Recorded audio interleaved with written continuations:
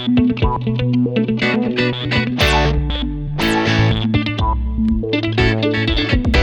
I found it really interesting because I had a number of colleagues from previous roles that were going to be here today, so I saw it as a good networking opportunity. But I've been really impressed with the sessions. I've attended a couple of the talks, I've also attended a couple of the workshops, and it's a nice way of just pressing the reset button, just changing the way that you think, getting out of the day-to-day drudgery of your day job and meeting new people. So I've met a lot of new people, hopefully people that I'm going to keep in touch with, and the food was amazing.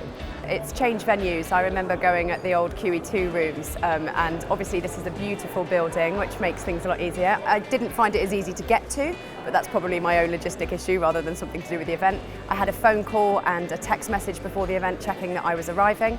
I was welcomed to the event, I was shown around where everything was going to be. I think the organisation is fantastic.